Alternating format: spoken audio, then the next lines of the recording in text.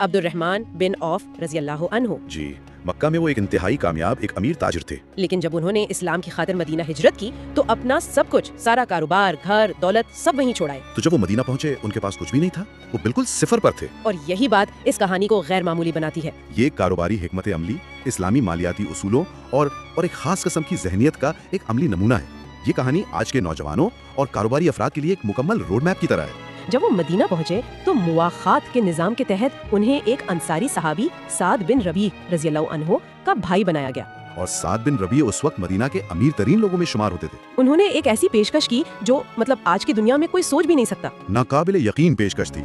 उन्होंने कहा, मेरे भाई, मैं अपनी आधी दौलत, अपनी आधी जायदाद, मेरे बागात सब कुछ तुम्हें देता हूं। आधी दौलत? जरा तसव्वुर तो करें। जी, कोई शख्स अपनी आधी कमाई हुई दौलत बगैर किसी शर्त के किसी ऐसे शख्स को देना हो जिसे वो कुछ दिनों से ही जानता है। आज के दौर में तो लोग अपने सगे भाइयों के साथ ऐसा नहीं करते। बिल्कुल, आज अगर किसी को ऐसी पेशकश मिले तो वो तो फौरन कबूल कर लेगा, है ना? बिना सोचे समझे। लेकिन अब्दुल रहमान बिन औफ रज़ी अल्लाह अन्हु का जवाब ही वो नुक्ता है जहाँ से ये कहानी गैर मामूली हो जाती है। जी, वो तारीखी जवाब। उन्होंने बड़े शाइस्तगी और वकार से कहा, अल्लाह आपके अहलो अयाल और माल में बरकत अता फरमाए, मुझे इसकी जरूरत नहीं है। और फिर उन्होंने वो जुमला कहा जिसने तारीख बदल दी, बस मुझे बाजार का रास्ता दिखा दो। ये जवाब।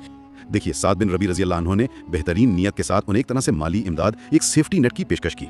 लेकिन अब्दुर्रहमान बिन औफ ने खैरात या कर्ज पर इन्हिसार करने के बजाय मौका मांगा। उन्होंने कहा, मुझे मछली मत दो, मुझे सिर्फ तालाब का रास्ता दिखा दो। बिल्कुल वही बात।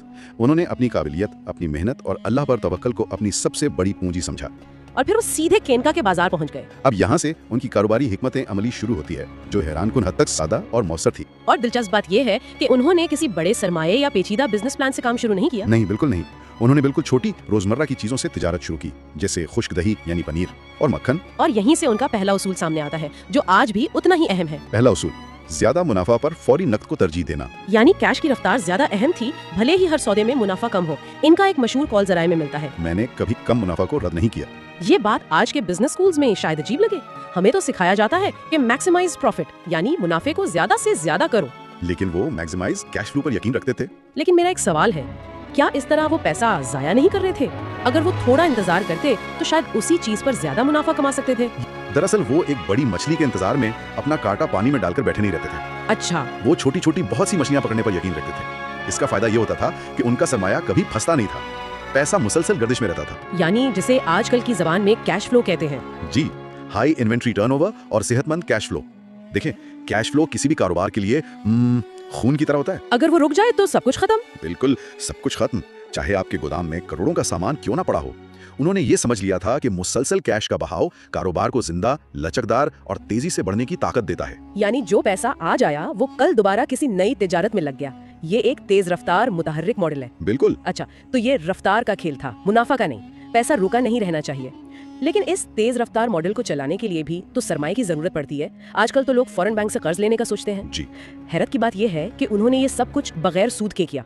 ये उनका दूसरा उसूल था, सिफर सूद। जी हाँ, और ये उसूल आज की माइशत में सबसे ज्यादा, मैं कहूँगा, चौंका देने वाला और इनकलाबी लगता है। मतलब उन्होंने अपनी पूरी कारोबारी सल्तनत बगैर 1 रुपए के सूदी कर्ज के खड़ी की। जी बिल्कुल। तमाम लेन देन या तो नगद पर होता था या फिर बाहमी एतमाद पर।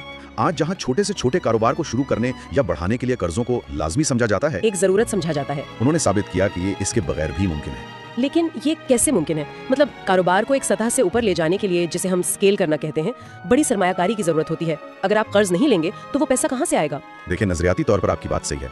कर्ज आपको तेजी से आगे बढ़ने की ताकत देता है, लेकिन इसके साथ एक बहुत बड़ा खतरा और बोझ भी आता है। बिल्कुल। सूद पर मबनी निजाम अक्सर कारोबारों को एक ऐसे जाल में फंसा देता है जिससे निकलना मुश्किल हो जाता है। अब्दुर्रहमान बिन औफ रज़ी अल्लाह अन्हु का मॉडल इसके बरक्स था।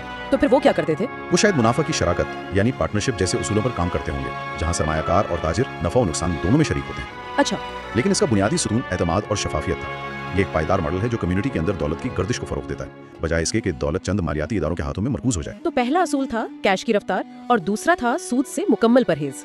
और तीसरा असूल, जो शायद उनकी कामयाबी की सबसे बड़ी वजह बना, वो था मुकम्मल ईमानदारी। उसे आप रेडिकल हॉनेस्टी कह सकती हैं। बिल्कुल, जराए बताते हैं कि वो कभी भी अपनी चीजों में कोई ऐब या खामी नहीं छुपाते थे। अगर उनके माल में कोई मसला होता तो वो ग्राहक को सौदा करने से पहले ही बता देते थे। ये सुनने में तो बहुत अच्छा लगता है, लेकिन एक खालिस कारोबारी नुक्ता नजर से ये खतरनाक नहीं? मतलब एक ऐसे मुसाबकती बाजार में जहाँ दूसरे व्यापारी अपनी चीजों की खामियां छुपाकर जल्दी माल बेचने की कोशिश कर रहे हो, वहाँ अपनी खामी खुद बता देना तो एक तरह से नुकसान का सौदा लगता है। आपने बिल्कुल वही सवाल पूछा जो किसी भी बिजनेसमैन के जहन में आएगा, लेकिन हुआ उसके बिल्कुल बरक्स। कैसे? उस दौर में जहाँ बाजारों में धोखाधड़ी, कम तोलना और मिलावट आम थी, उनकी ये शफाफियत उनकी पहचान बन गई। अच्छा, लोगों को ये मालूम हो गया कि इस शख्स से जो चीज मिलेगी वो वैसी ही होगी जैसी बताई गई है। इससे एक ऐसी साख्त बनी जिस पर लोग आंखें बंद करके भरोसा करते थे। तो ग्राहक बार बार उनके पास आते थे? जी, क्योंकि उन्हें ज़हनी सुकून मिलता था कि उनके साथ धोखा नहीं होगा। तो उनकी ईमानदारी सिर्फ एक अखलाकी खूबी नहीं थी, बल्कि ये उनकी सबसे ताकतवर मार्केटिंग हिकमत अमली थी। बिल्कुल, इसने एक ब्रांड लॉयल्टी पैदा की। धोखाधड़ी से शायद एक या दो बार फौरी फायदा उठाया जा सकता है, लेकिन एक तवील मुद्दती और पायदार कारोबारी सल्तनत हमेशा ईमानदारी और एतमाद की बुनियाद पर ही खड़ी होती है। तो इन 3 उसूलों का नतीजा क्या निकला? कैश की तेज रफ्तार, सिफर सूद और मुकम्मल ईमानदारी। नतीजा एक ऐसे वाक़े की सूरत में सामने आया जो मदीना की तारीख का हिस्सा बन गया। कई साल बाद एक दिन मदीना शहर एक अजीबोगरीब शोर से गूंज उठा। लोग अपने घरों से बाहर निकल आए, हैरान थे कि ये कैसा शोर है, क्या कोई लश्कर हमला करने आ रहा है? तसव्वुर कीजिए इस मंजर को। शहर अपनी रोजमर्रा की जिंदगी में मसरूफ है और अचानक एक हल्की गुड़गड़ाहट शुरू होती है जो बुलंद होती जाती है। उफुक पर धूल का एक बादल उठता है। हजरत आयशा रज़ियल्लाहु अन्हा ने पूछा कि ये कैसा शोर है? जी, तो उन्हें बताया गया कि ये अब्दुर्रहमान बिन औफ का तिजारती काफिला है जो शाम से वापस आ रहा है। 1 या 2 ऊँट नहीं, 10 या 50 भी नहीं, पूरे 700 ऊँटों पर मुश्तमिल काफिला। 700 ऊँट जो गंदम, आटे और दीगर तिजारती सामान से लदा हुआ था। ये काफिला इतना बड़ा था कि इसकी आमद ने पूरे शहर को हिलाकर रख दिया था। वो शख्स जो कुछ साल पहले खाली हाथ एक मुहाजिर की हैसियत से इस शहर में दाखिल हुआ था, आज उसके तिजारती काफिले शहरों को हिला रहे थे। उनके बारे में मशहूर हो गया था कि अगर वो पत्थर भी उठाते हैं तो उसके नीचे से सोना या चांदी निकलता है। लेकिन यहाँ एक बहुत बड़ा और अहम फर्क है जो उन्हें आज के अरब पतियों से अलग करता है। वो क्या? वो अपनी इस बेपनाह दौलत से खुश नहीं थे, बल्कि डरते थे। वो इसे अपने लिए एक आजमाइश समझते थे। ये दौलत हाथ में दिल में नहीं के तस्वर की अमली तस्वीर है। इस्लाम में दौलत कमाना मना नहीं है, लेकिन इसका गुलाम बन जाना, उसे दिल में बसा लेना मना है।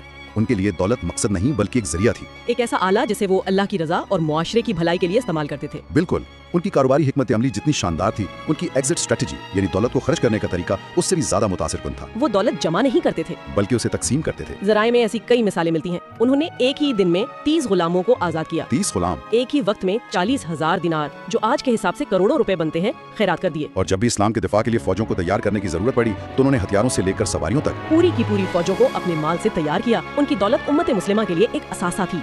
और यही वो नुक्ता है जो इस पूरी गुफ्तगू को समेटता है।